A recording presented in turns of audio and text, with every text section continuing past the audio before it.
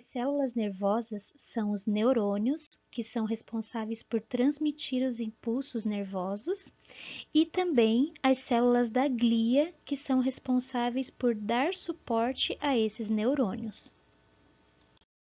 Os neurônios são células estreladas que podem durar a vida toda de um indivíduo, e eles possuem ramificações chamadas dendritos. Possuem também um corpo celular, onde ficam o núcleo e as outras organelas da célula. Possuem também um axônio.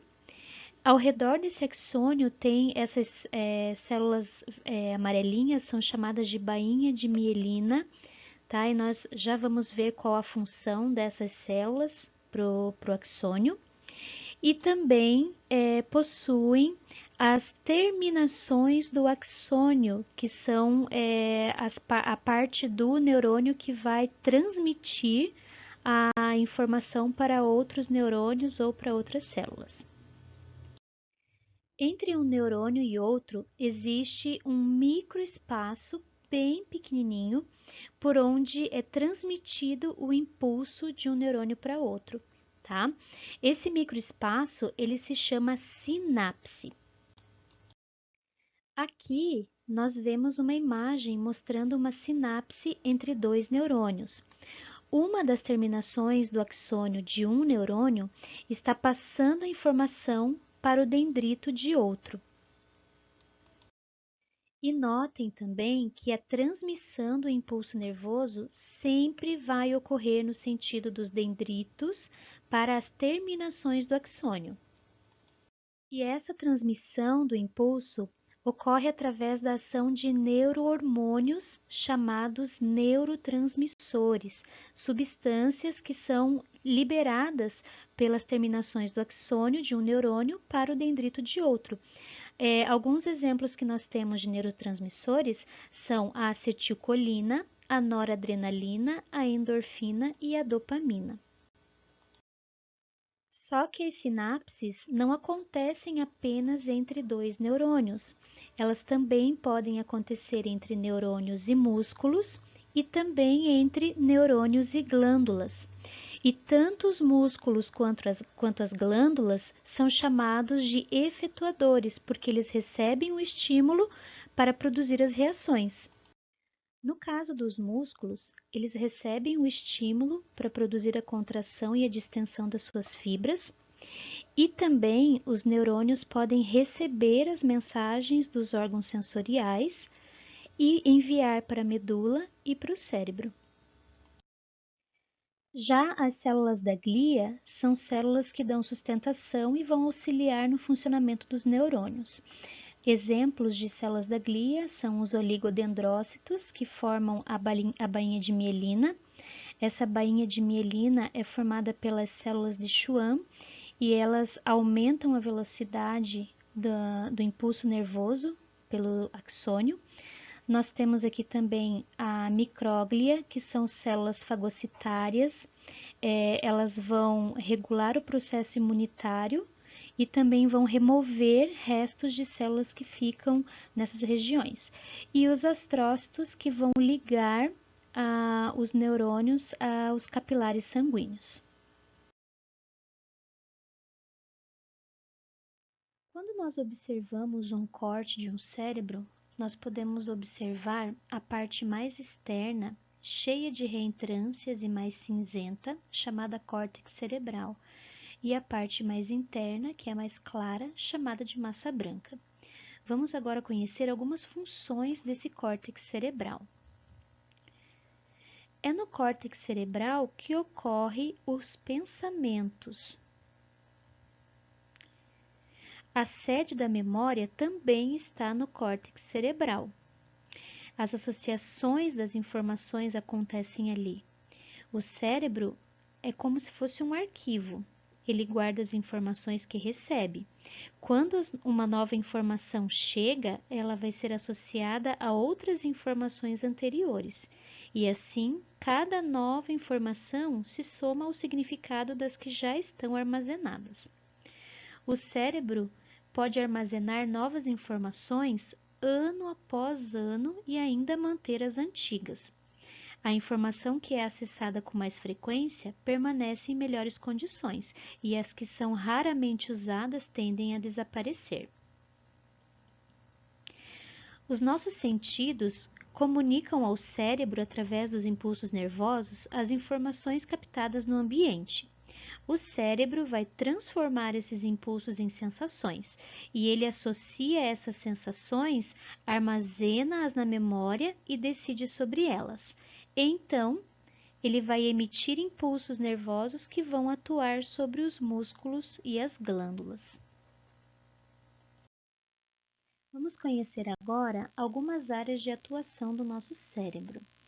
A área motora, que é a parte do cérebro de onde partem os nervos que comandam o nosso corpo, né? Alguns músculos, os músculos do braço, das pernas, do pescoço.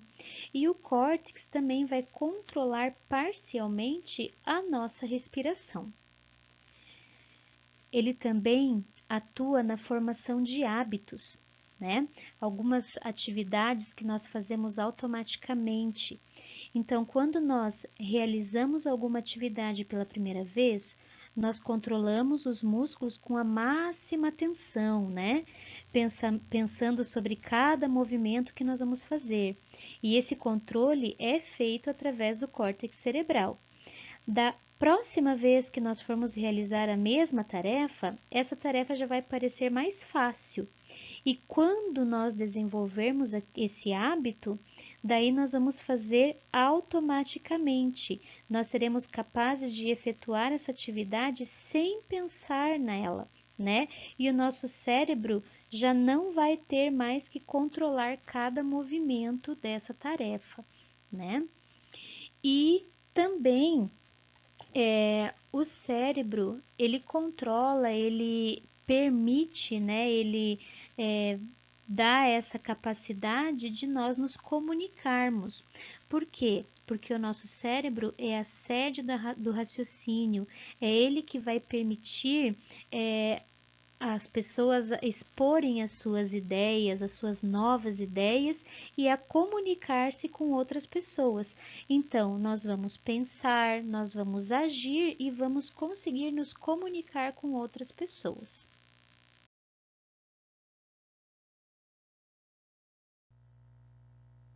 O cerebelo é um órgão do encéfalo localizado na região posterior do cérebro, e ele recebe esse nome porque o seu nome deriva do latim e significa pequeno cérebro.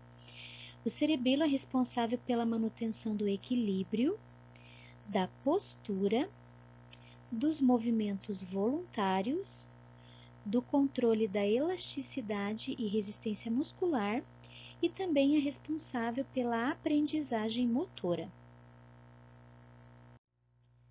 As bebidas alcoólicas atingem diretamente o cerebelo.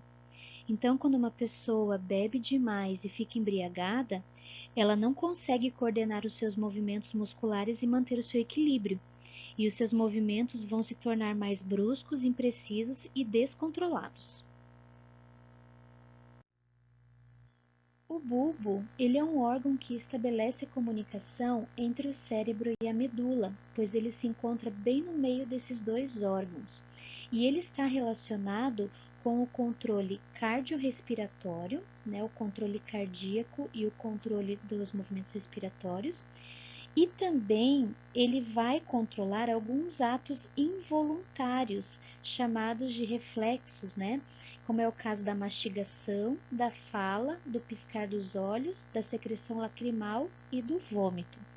E quando uma pessoa ela recebe um impacto muito forte nessa região do bulbo e acaba tendo uma lesão nessa região, ela sofre morte instantânea, porque como ele é responsável pelo controle cardiorrespiratório, se paralisar esses movimentos, né, o movimento respiratório e cardíaco, a pessoa morre, né? Então, choques muito fortes nessa região podem causar, então, essa morte instantânea da pessoa. A medula espinhal é um cordão cilíndrico, a parte mais alongada do nosso sistema nervoso central, que é composto de células nervosas e está localizada no canal interno das vértebras. A sua função é estabelecer a comunicação entre o corpo e o sistema nervoso e agir também nos reflexos, protegendo o corpo em situações de emergência em que é preciso que haja uma resposta rápida. Portanto, quando nós tocamos num espinho, as estruturas sensoriais da pele enviam impulsos ao cérebro, mas ao passar pela medula, essa medula vai partir dela impulsos nervosos em direção aos músculos da mão. Então, eles vão se contrair rapidamente, movendo a nossa mão para longe dos espinhos, né? Ali não houve nenhum raciocínio para tirar a mão rapidamente. Essas ordens que vieram foi da medula e não do cérebro. E essas ordens provocaram movimentos que não dependeram da nossa vontade, que são que é esse ato reflexo de tirar o dedo do espinho. Enquanto isso, o impulso nervoso chega ao cérebro e permite que tenhamos consciência do fato que ocorreu ali. E isso acontece em milissegundos, é muito rápido, né? Mais rápido do que um piscar de olhos.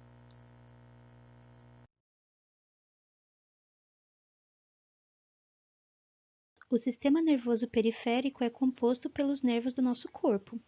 Os nervos que partem do encéfalo são os nervos cranianos e os nervos que partem da medula são os nervos raquidianos ou espinhais. Então, o que são os nervos? Você já viu um cabo telefônico, né? Ele é constituído por diversos fios revestidos por um material isolante. Os nervos são bem parecidos, eles são feixes de axônios e dendritos. Observe a figura de um neurônio para relembrar as suas partes. Vamos entender como é a estrutura dos nervos. Aqui, nós vemos que o nervo está ligado à medula. Nós observamos também que o nervo é um conjunto de feixes, e cada círculo desse é um feixe de axônios. Dentro de cada feixe, nós temos várias fibras nervosas, que nada mais são do que os axônios com ou sem a bainha de mielina. Além disso, dentro dos nervos também passam vasos sanguíneos. Aqui nós vemos o conjunto dos nervos cranianos. Eles são 12 nervos que partem do encéfalo. Percebam que a maior parte desses nervos se dirigem a regiões da cabeça, mas alguns vão também para o coração, pulmões e para o trato gastrointestinal. Já nessa imagem, nós vemos um esquema mostrando os nervos raquidianos ou espinhais, que são 31 pares que partem da medula, mais precisamente um par por vértebra. Aqui vocês podem ver que enquanto um conjunto desses nervos estimulam algumas funções, outro conjunto inibe as mesmas funções. Portanto, podemos concluir com todo esse nosso estudo que o controle de todas as nossas atividades está diretamente ligado aos nervos.